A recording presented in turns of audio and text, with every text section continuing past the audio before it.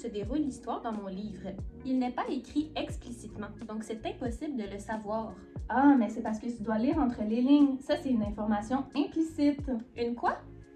Si toi aussi tu veux savoir comment trouver de manière implicite les indices de temps et de lieu, la vidéo est pour toi. Alors pour commencer, faisons un petit rappel des connaissances antérieures. Qu'est-ce qu'un élément explicite? C'est une information dans un texte qui est écrite de manière claire et précise, donc mot pour mot. Il n'y a aucun doute possible pour le lecteur avec une information explicite. Voici des exemples.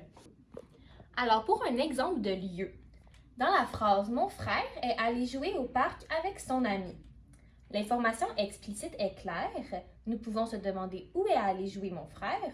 Au parc. L'information est mot pour mot.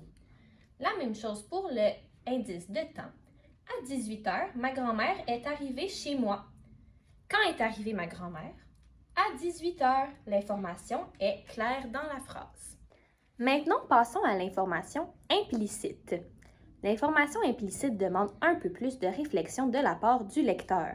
C'est une information qui est sous-entendue dans le texte. Il faut lire entre les lignes et déduire avec le contexte des phrases et avec des indices qui sont, eux, écrits explicitement dans le texte. Avant de poursuivre, réponds à cette petite question.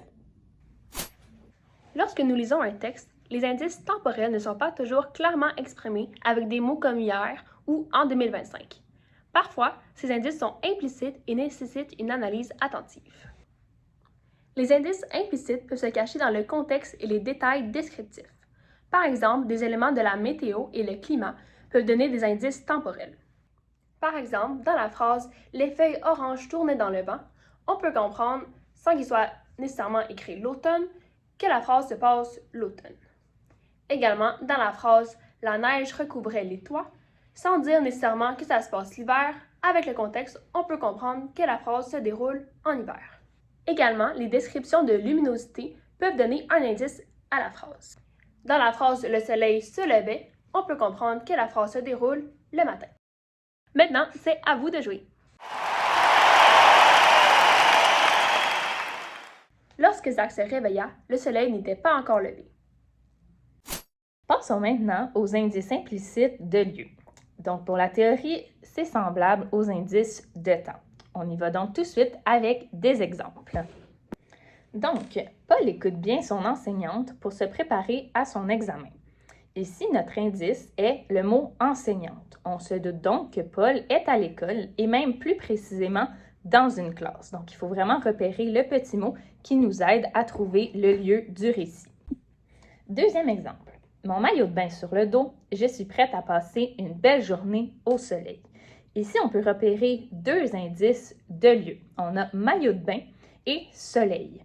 Ici, on peut avoir deux hypothèses différentes. Par contre, on peut penser qu'on se situe à la plage, mais on pourrait aussi être à la piscine. Donc, c'est ça avec des indices implicites qu'on doit porter plus attention. Il faut continuer à lire pour confirmer notre hypothèse. Maintenant, c'est à vous de jouer. Voici deux exemples. Julie a fait son manège préféré avec son amie aujourd'hui. Et je me promène dans les corridors et j'observe les belles peintures et œuvres d'art produites par les meilleurs artistes. Donc, pour la première phrase, on a le petit mot « manège » qui est notre indice pour repérer le lieu de la phrase. On se doute donc que Julie se situe dans un parc d'attractions. Notre deuxième phrase, nos indices, ce sont les belles peintures et les œuvres d'art. Ici, on a l'impression qu'on est dans un musée. Donc, c'est ce qui conclut les indices de lieu. Par contre, fais attention, n'oublie jamais de continuer à lire ton récit pour confirmer ton hypothèse. L'indice de lieu peut se trouver dans les phrases suivantes. Merci, grâce à vos explications, je comprends quand et où se déroule l'histoire dans mon livre. Ça fait plaisir!